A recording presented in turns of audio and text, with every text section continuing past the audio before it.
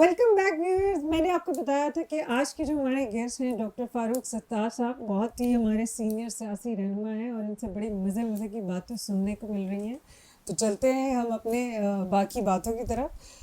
تو میں نے آپ سے پوچھا تھا سر یہ کیا چل رہا ہے کراچی میں؟ کراچی کے لوگ مل بیٹھ کے کیوں نہیں کھا سکتے ہیں؟ اتنی تعصب پسندی، اتنے گروپ بندی کیوں ہے؟ دیکھیں، ایک لمبا سفر بھی ہو نا، اس کے لیے پہلا قدم اٹھانا پڑتا ہے. بالکل. اور کسی نہ کسی کو وہ راستہ دکھانا پڑتا ہے. 30 سالوں سے ہم نے بھی 35 سالوں سے جو سیاست کی، اس میں ہم پہ یہ چھاپ لگ گئی کہ بھئی زیادہ تر ایک طبقہ ہے، ایک لسانی نمائندگی ہے.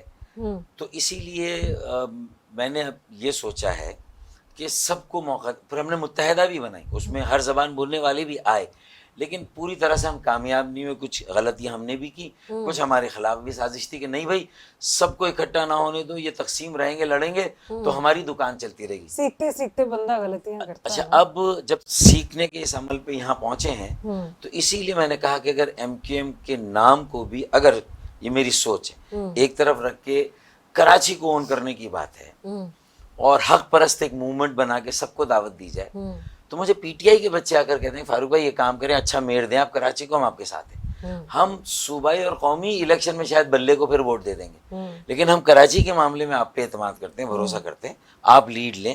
تو میں نے اسی لیے یہ نعرہ رکھا ہے کہ اب وہ موروثی خاندانی اجارہ داری کو بھی ختم کریں اور نئے بچوں، نوجوانوں، 35 سال سے کم عمر کے لوگوں کے ہاتھوں میں باغ ڈور. کیونکہ اب آلموسٹ، میں سوری آپ کی بات کاٹ رہی ہوں، جو کراچی کا حال ہے وہ اب جو حال ہے اس کو وہ نہیں ہونا چاہیے، اس کو اور آگے جانا چاہیے تھا.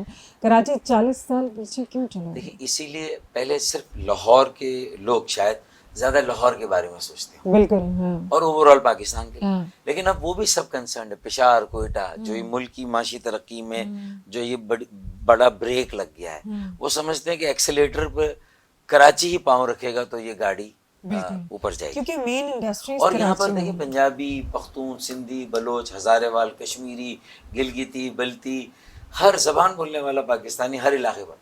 تو اس کا مطلب نوجوانوں میں جب ہم ان بچوں کے، ہر زبان بولنے والے بچوں کو ساتھ بٹھا دیں گے، رابطہ کمیٹی ملی تو اس میں بھی انٹرا پارٹی الیکشن کرا کے ہر زبان بولنے والے کو، ہر علاقے کے پاکستانی کو نمائندگی دیں گے، تو یہ صحیح معنوں میں ایک کراچی کی میٹروپولیٹن پارٹی ہو جائے گی جماعت. اور یہ جماعت جب بلدیہ میں منتخب ہو کے یہاں کے نوجوان، جس طرح میں نے 28 سال کی عمر میں کراچی کو سرو کرنا شروع کیا تھا، اس عمر میں مصطفیٰ گوال نے 33 سال کی عمر میں، تو ہم دونوں کا زمانہ یہ جو وسیم اختر صاحب کے زمانے سے لاکھ درجے بہتر تھا. اس زمانے میں بہت کام ہوئے، نالے بارشوں میں نہیں بھرتے تھے، پانی بہہ جاتا تھا. اس زمانے میں میرے خیال میں بہت سارے پانی، سیوریج کا سسٹم بہتر تھا، پانی کی اتنی تنگی نہیں تھی. جو تعمیرات کا شعبہ تھا وہ کنٹرول میں تھا، بے ہنگم ناجائز تعمیرات، تجاوزات وہ نہیں تھا. اب برا حال ہے، اب بہت برا حال ہے، پانی خرید کے استعمال کرنا پڑتا ہے. ایم کیو ایم کی غلطیاں اور قصور بھی ہے. اچھا، لیکن صوبائی حکومت پیپلز پارٹی نے بھی کوئی بھلا نہیں کیا. اور پھر اب پی ٹی آئی نے بھی آنے کے بعد وہ فنڈز نہیں دیے جو دینے چاہیے.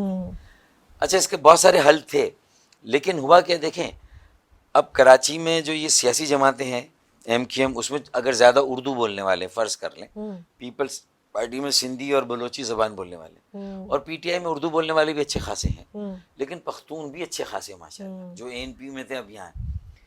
ان تینوں جماعتوں کے درمیان اگر شدید اختلاف ہوگا اور یہ آپس میں لڑیں تو سمجھ لیں یہ پھر لسانی فساد کی طرف جائے گا شہر.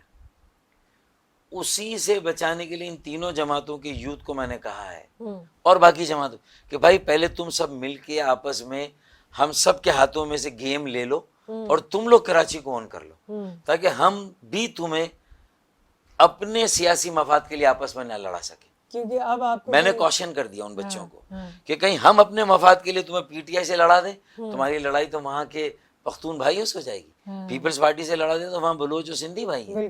تو تم لوگ آپس میں کسی طرح آپس میں ملو جلو اور اس فارمولے کے تحت جب جو نام ہم دیں حق پرست میٹروپولیٹن پارٹی کچھ بھی دے دیں یا میٹروپولیٹن موومنٹ کہہ دیں، کچھ بھی، کہیں نہ کہیں ہمارے یوتھ کو مل کے اس چیز کا حل نکالنا ہے. اور وہ اس بات پر مجھے لگتا ہے کہ اٹریکٹ ہو رہے ہیں. اور یہی وجہ کہ جب میں کراچی کے لیے بھی نکلا کہ کراچی لاوارث نہیں، اپنی تنظیم بحالی کمیٹی MQM کی نظریاتی پارٹی بنائیں گے 84 کی. اچھا. جب عزت احترام ایک دوسرے کا, کرپشن نہیں, زمینوں پہ قبضہ نہیں, ایک عام آدمی کو بھی اس میں اطمینان ہو کہ بھائی ہمارے لیڈر صحیح ہیں. تو جب یہ ہم نعرہ لے کے نکلیں گے تو مجھے یہ یقین ہے کہ جب یہ سارے بچے انشاءاللہ اس کی باغ ڈور سنبھالیں گے تو پیچھے مڑ کر وہ نہیں دیکھیں گے.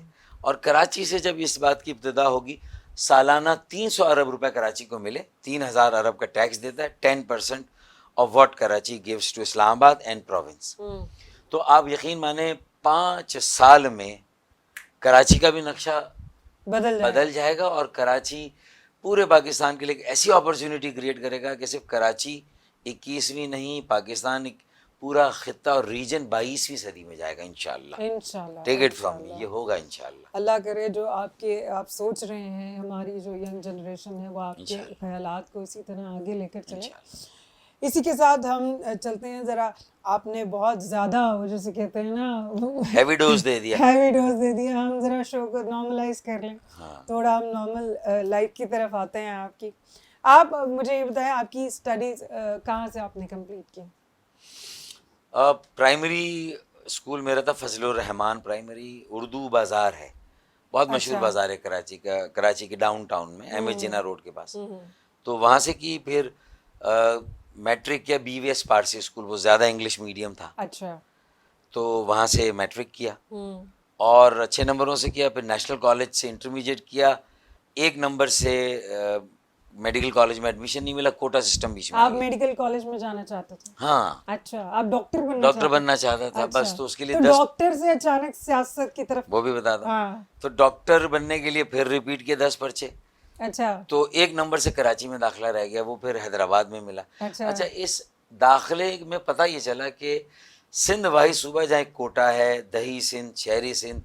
دہی سندھ میں میرے سندھی بولنے والی بہنیں, بیٹیاں ہیں, بھائی ہیں, یہاں زیادہ اردو. تو لگا کہ یہ ان طبقوں کو آپس میں الگ کر دیا گیا ہے, اور کسی کی کم پرسنٹیج اس کو داخلہ مل رہا, کسی کی میرٹ کا قتل ہو رہا تھا. ناانصافی, ظلم تھا. تو اس کے خلاف چونکہ اس وقت MQM کے بانی نے APMSO بنا دی, تو ہم نے کالج میں داخلہ ملتے ہی 79 میں جوائن کر لی ہم نے. پھر پیچھے مڑ کے نہیں دیکھا. پھر ڈاکٹر تو بنے لیکن پالیٹکس بھی ساتھ ساتھ چلتی رہی. اچھا. اور ڈاکٹر بنتے بنتے APMSO سے مہاجر قومی موومنٹ بن گئی, اور بڑا جلسہ ہو گیا اور کامیاب ہو گیا. گویا کہ لوگوں کی دلوں کی آواز تھی یہ APMSO, کہ نوکریوں میں بھی کوٹا سسٹم ان کی رکاوٹ, اور تعلیمی اداروں میں بھی ان کی رکاوٹ بنتا تھا داخلے میں. یعنی کہ آپ نے پھر سیاست بھی پڑھی, اور میں جیسے ہی آگے پڑھائی, پوسٹ گریجویشن کے لیے کتاب کھول رہا تھا, بلدیاتی الیکشن آ گئے. پارٹی نے مجھے کونسلر پھر میئر بنا دیا, میری کتابیں ہو گئی بند. میں نے جوائن کی تھی پلاسٹک سرجری کی ٹریننگ. تو پلاسٹک سرجری تو دھری کی دھری رہ گئی. اب جو سرجری میں نے کی وہ سوسائٹی کی, وہ معاشرے کی, وہ سیاست کی, وہ گراس سرجری. بڑا گلا سڑا جہاں بھی تھا اس کو, کینسر کو ہٹا دینا. تو اس سرجری, لیکن وہ بھی ڈاکٹری ہے, یہ بھی ڈاکٹری. تو میری پالیٹکس بھی میرے لیے ڈاکٹری ہے. صحیح, میں تو اس نگاہ سے دیکھتا ہوں. اچھا, کالج لائف میں آپ کو کبھی سچی محبت ہوئی؟ پہلی سچی اور اصل محبت MQM, اس کے نظریے سے, اور کہ عام آدمی, میں وہ والی محبت میں اس محبت کی بات کر رہی ہوں جس میں راتوں کو نیند نہیں آتی, بھوک نہیں لگتی, ہم جس ڈسپلن کے پابند تھے نا, اس میں آپ سارا ٹائم پارٹی کو ہی دے دیا آپ نے. زیادہ ٹائم پارٹی کو, سارا دے دیا لائف میں زیادہ ٹائم. حالانکہ ہم دیکھتے تھے کہ جو ذرا لبرل جماعتیں تھی وہ کینٹین میں بھی سب پورے گروپ بیٹھے ہیں, لڑکے لڑکیاں ساتھ بیٹھے ہیں. پھر لائبریری میں بھی بیٹھے ہوئے, کتنا پڑھ رہے ہیں یا ایک دوسرے کو پڑھا رہے ہیں, اور کیا پٹی پڑھا رہے ہیں یہ اللہ جانے. وہ سب کچھ دیکھ رہے ہوتے تھے آپ, وہ دیکھ رہے ہوتے تھے. سمجھ تو آتی ہوگی کیا پٹی پڑھا رہے ہیں. ہم پانیوں میں نہیں اترے پائچے چڑھا کر, لیکن پانی بہتا ہوا ضرور کنارے سے دیکھا, کنارے سے ضرور دیکھا.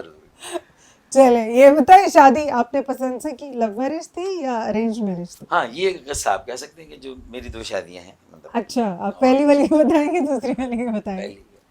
پہلی کا یہ تھا کہ کالج میں ہی تھی ایک فیملی, اس میں افشاں تھی, اور انہیں ملنا تھا اپنے نانا سے. ان کے نانا میرے کالج کے پرنسپل تھے. اچھا. تو مجھ سے ہی وہ ٹکرے وہ لوگ.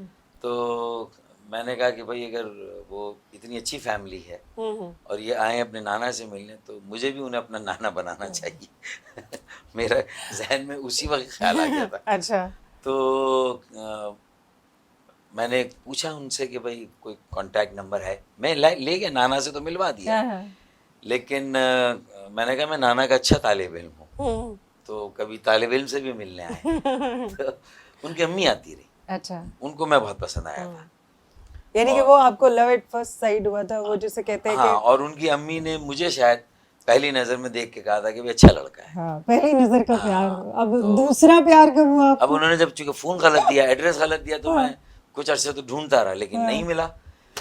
پھر جب میں نے گریجویشن کر لی اور جب میں میئر بن گیا تو پھر مجھے فون آتا ہے ان کے گھر سے. پھر پتا چلا, انہوں نے آواز پوچھی کہ کون پہچانا آپ نے؟ میں نے کہا پہچان گیا, افشا نام ہے. تو پھر میں نے کہا ویکینسی ہے, میں نے اسی دن پوچھ لیا. ویکینسی ڈائریکٹ پوچھ لیا تھا. تو میں نے کہا اس دفعہ دس second chance and then there will be no chance. تو میں پوچھا, پھر ہم گئے اور بات ہو گئی. تو یہ تھا. تو ٹی وی پہ مجھے دیکھا تھا ان کے گھر والوں نے, پھر فون کیا تھا. پھر دوسری کا یہ ہوا کہ جب 92 کا آپریشن شروع ہوا تو افشاں بچوں کے ساتھ باہر چلی گئی, تو تھوڑا ہماری فیملی میں پرابلم چل رہے تھے. میری بیٹیوں کو لے کے گئی باہر. تو پھر شاہدہ نے مجھے بہت سہارا دیا اس برے وقت میں, کرائسس میں. تو کرائسس میں کوئی آپ کے ساتھ کھڑا تو اس کے ساتھ بھی ایک لگاؤ ہوتا ہے, نسبت ہو جاتی ہے. تو ان کے ساتھ بھی پیار ہوا آپ کو؟ مطلب آپ کو زندگی میں 2 دفعہ پیار ہوا. کہتے ہیں زندگی میں ایک بار پیار بہت بھاری پڑتا ہے, آپ تو 2 پیار کر کے بیٹھے. رسک لینے کے لیے ہمیشہ تیار ہیں. لوگوں سے زندگی میں ایک محبت نہیں سنبھالی جاتی, اور ماشاءاللہ ہمارے ڈاکٹر صاحب ہیں, انہوں نے 2 محبتیں سنبھال کے رکھی ہیں. اسی بات کو ہم آگے کنٹینیو کریں گے ایک چھوٹی سی بریک کے بعد. ملتے ہیں آپ سے بریک کے بعد.